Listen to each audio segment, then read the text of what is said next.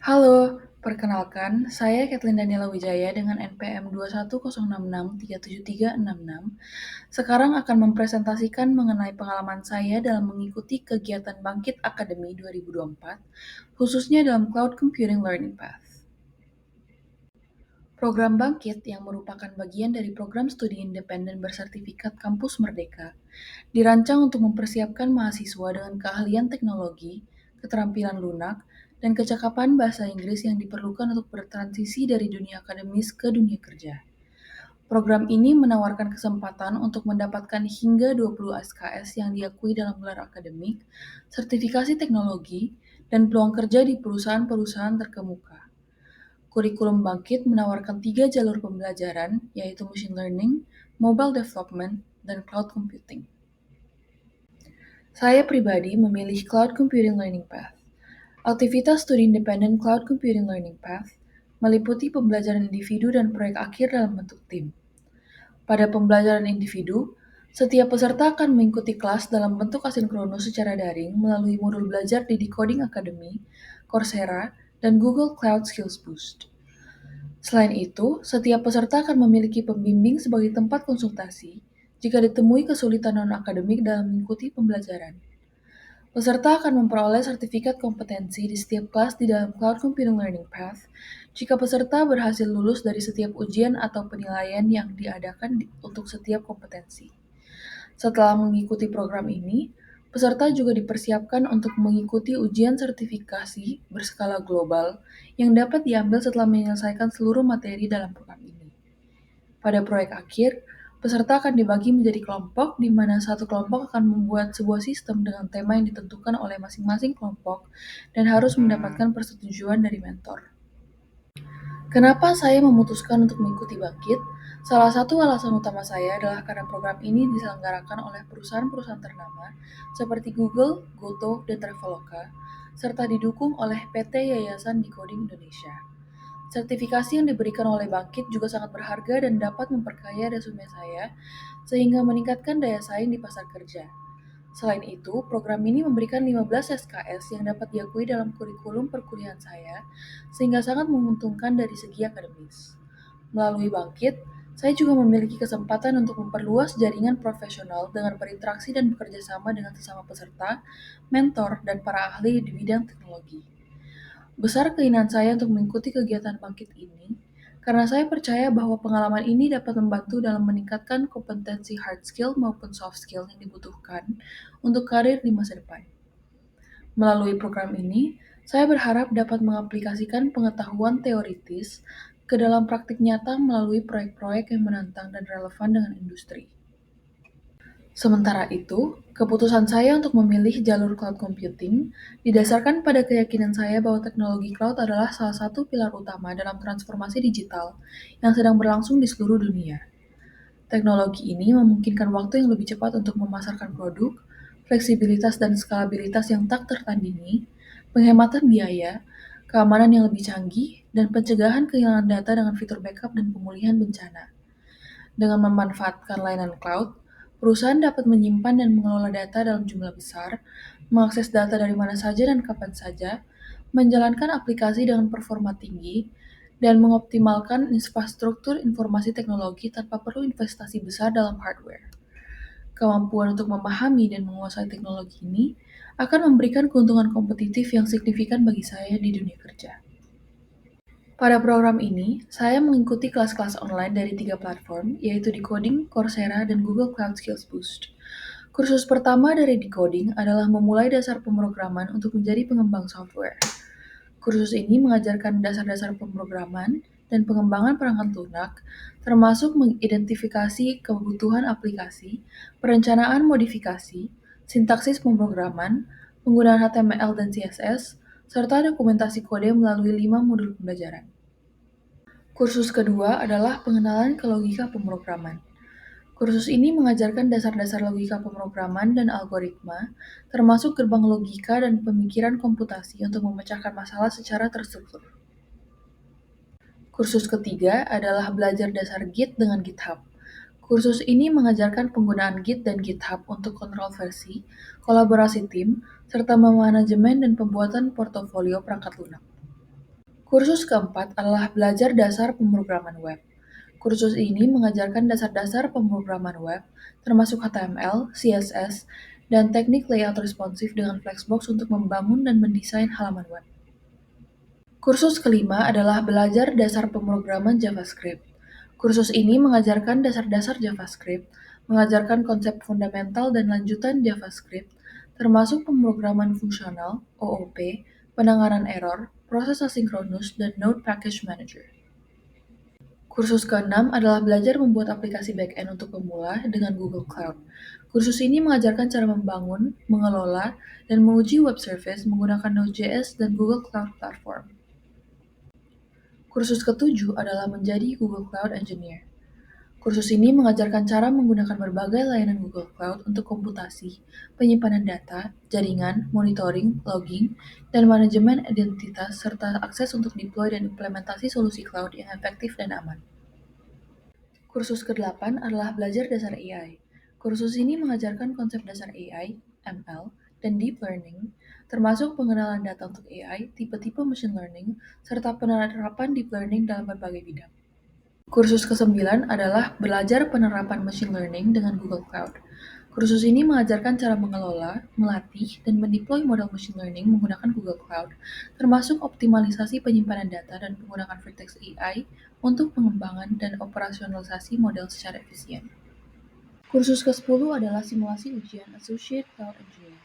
Kursus ini menyediakan simulasi ujian Associate Cloud Engineer dari Decoding yang terdiri dari 3 set soal berbeda. Modul ini bertujuan untuk mengukur kesiapan peserta sebelum mengambil sertifikasi Associate Cloud Engineer. Selanjutnya, terdapat 2 kursus yang saya ikuti dari Coursera. Kursus pertama adalah The Bits and Bytes of Computer Networking. Kursus ini mengajarkan dasar-dasar jaringan komputer, model TCP/IP, perangkat jaringan, serta konsep lapisan fisik dan data link dalam komunikasi komputer. Kursus kedua adalah System Administration and IT Infrastructure Services. Kursus ini mengajarkan administrasi sistem, manajemen infrastruktur IT, peran dan tanggung jawab sistem administrator, serta teknik-teknik untuk menerapkan perubahan secara aman dan efisien dalam lingkungan IT perusahaan. Selanjutnya, terdapat 3 kursus yang saya ikuti dari Google Cloud Skills Boost. Kursus pertama yang saya ikuti adalah Google Cloud Computing Foundations. Kursus ini mengajarkan dasar-dasar komputasi awan, infrastruktur, jaringan, keamanan, serta penerapan data, machine learning, dan AI menggunakan Google Cloud. Kursus kedua adalah Google Cloud Engineer Learning Path. Kursus ini mengajarkan persiapan untuk ujian Associate Cloud Engineer, serta konsep dan penerapan layanan infrastruktur Google Cloud, Kubernetes, Terraform, jaringan, dan pemantauan. Kursus ketiga adalah Application Development with Cloud Run. Kursus ini memperkenalkan konsep dasar, praktik, kemampuan, dan alat yang relevan untuk pengembangan aplikasi cloud native modern menggunakan Google Cloud Run. Melalui kombinasi materi dan laboratorium praktik langsung, peserta belajar bagaimana merancang, menerapkan, mendeploy, mengamankan, mengelola, dan menskalakan aplikasi di Google Cloud menggunakan Cloud Run. Selain kursus online, saya juga mengikuti beberapa sesi Instructor-Led Training atau ILT melalui Google Meet. Terdapat 3 topik utama pada sesi ILT ini, yaitu Cloud Computing, Soft Skills, dan Bahasa Inggris. Sesi ILT mengenai Cloud Computing ini membantu saya melalui berbagai aspek Google Cloud, mulai dari pemahaman dasar hingga implementasi dan keamanan, dengan fokus pada penggunaan layanan komputasi, penyimpanan, dan database. Selain itu, sesi ini juga mencakup observabilitas melalui log dan metrik, pengembangan API, inovasi proyek AI, dan persiapan ujian sertifikasi untuk memastikan kesuksesan dalam memanfaatkan teknologi Google Cloud secara efektif. Sesi ILT mengenai soft skills berfokus pada pengembangan soft skills yang esensial, seperti manajemen waktu, stres dan adaptabilitas, serta pentingnya berpikir kritis dan pemecahan masalah dalam konteks profesional. Selain itu, saya belajar tentang manajemen proyek, membangun professional branding, networking, dan komunikasi efektif untuk meningkatkan keterampilan interpersonal dan kesuksesan karir. Terakhir, sesi ILT mengenai bahasa Inggris dirancang untuk meningkatkan keterampilan bahasa Inggris melalui latihan dalam korespondensi lisan, penyampaian pendapat secara jelas, dan presentasi yang efektif. Melalui sesi ini, saya mempelajari teknik untuk berkomunikasi dengan percaya diri, menyampaikan ide secara persuasif, dan menyusun presentasi yang menarik dan informatif.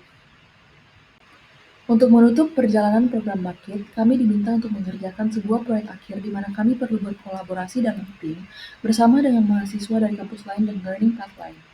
Tim saya beranggotakan 3 mahasiswa dari machine learning, 2 mahasiswa dari mobile development, dan 2 mahasiswa dari cloud computing termasuk saya. Setelah berdiskusi dan melakukan brainstorming bersama-sama, kami memutuskan untuk mengembangkan CMAS application.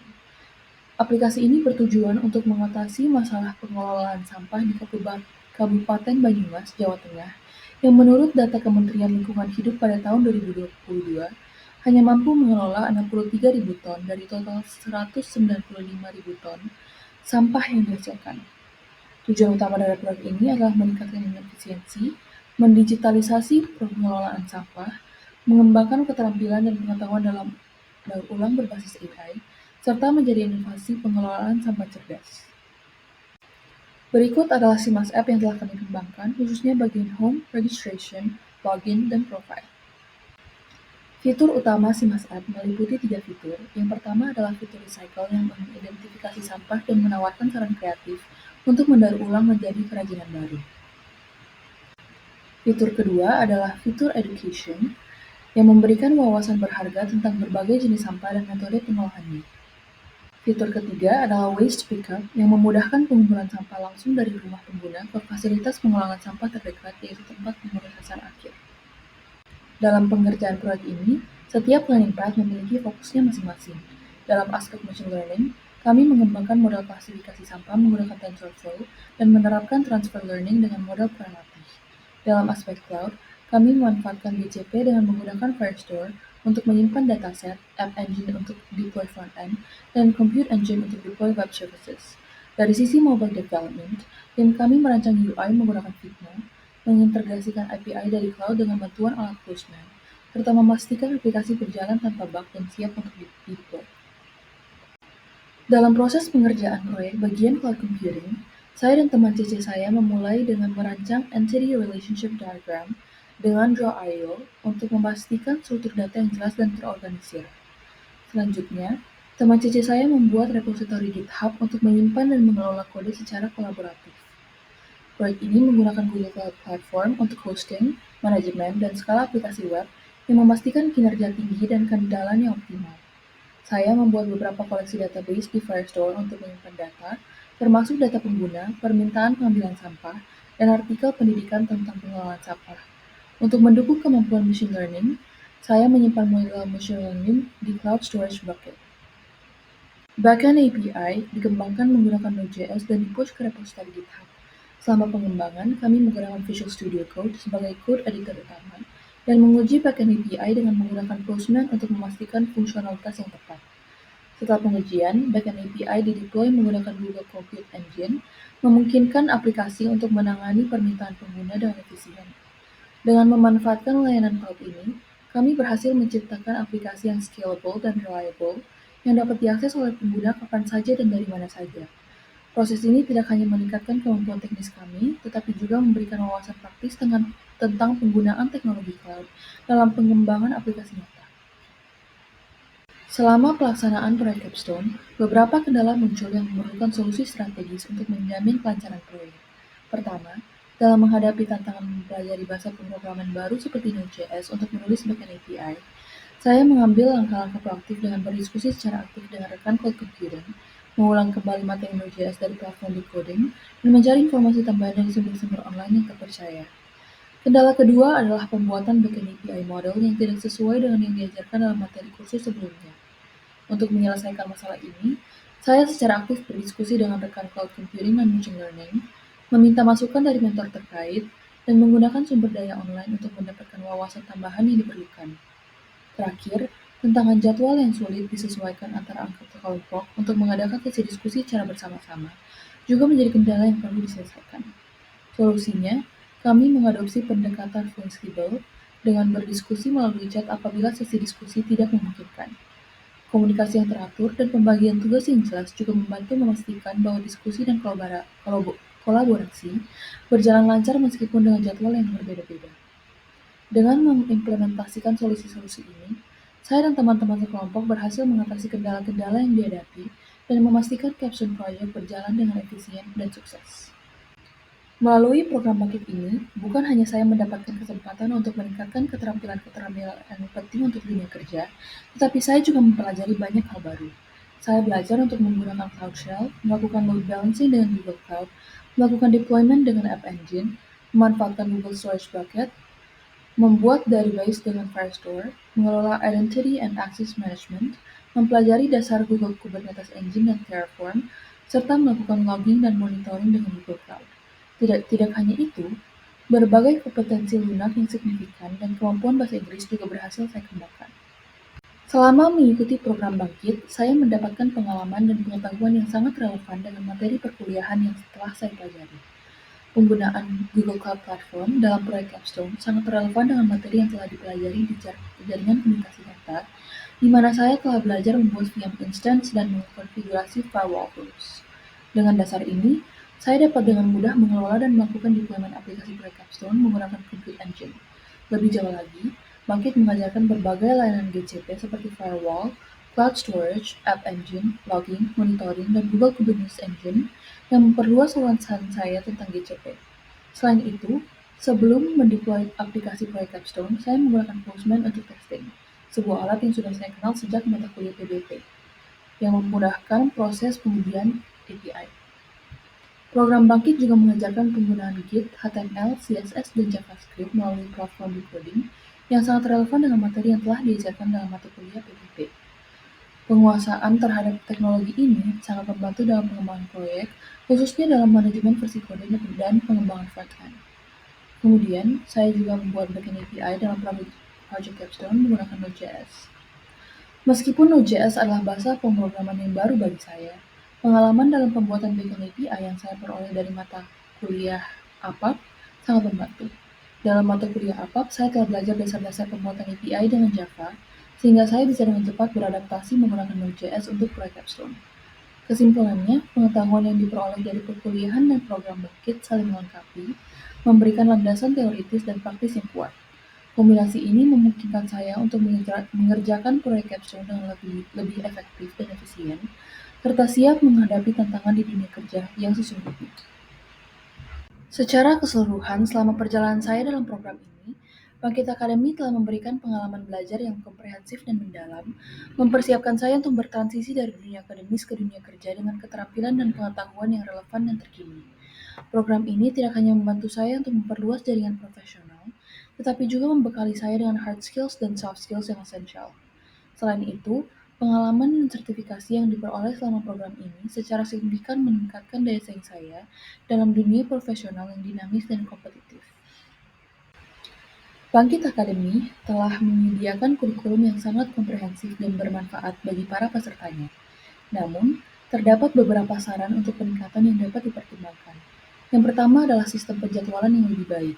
Notifikasi melalui email seringkali terlewatkan sehingga saya harus secara rutin memeriksa Google Calendar untuk memastikan tidak ada sesi atau tenggat waktu yang terlewat. Sebuah sistem penjadwalan yang lebih terstruktur dan terpusat akan sangat membantu dalam memastikan semua peserta mendapatkan informasi tepat waktu tanpa kehilangan detail penting. Kedua adalah penggunaan LMS yang terintegrasi. Informasi saat ini tersebar di berbagai platform seperti Google Classroom, email, dan Discord yang dapat menyebabkan peserta melewatkan informasi penting.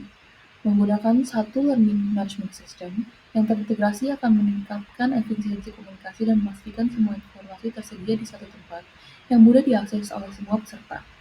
Terakhir adalah penilaian sementara yang real-time. Penilaian sementara saat ini hanya diberikan di akhir program, yang membuat saya tidak mengetahui kemajuan saya selama perjalanan program.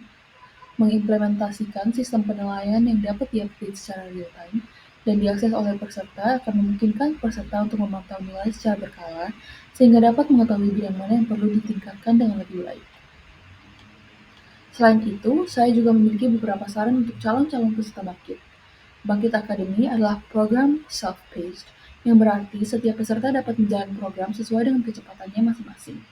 Untuk memastikan kemajuan yang optimal, peserta perlu mengelola waktu secara efektif, terutama jika mereka semua juga memiliki tanggung jawab kuliah atau kegiatan pribadi lainnya. Salah satu cara untuk tetap berada di jalur adalah dengan memeriksa status dashboard secara rutin, sehingga peserta dapat memantau apakah mereka tertinggal, mengikuti jadwal dengan baik, atau bahkan lebih cepat dari jadwal. Selain itu, aktif berpartisipasi dalam program sangat dianjurkan karena peserta dapat mengumpulkan poin yang akan diakumulasi, dan peserta dengan poin tinggi berpeluang mendapatkan manfaat tambahan. Sekian yang dapat saya sampaikan dalam presentasi saya. Terima kasih banyak telah mendengarkan cerita perjalanan saya dalam mengikuti program Bangkit Akademi 2024 Cloud Computing Learning Path. Kiranya, presentasi ini dapat berdampak positif bagi pendengarnya. Terima kasih.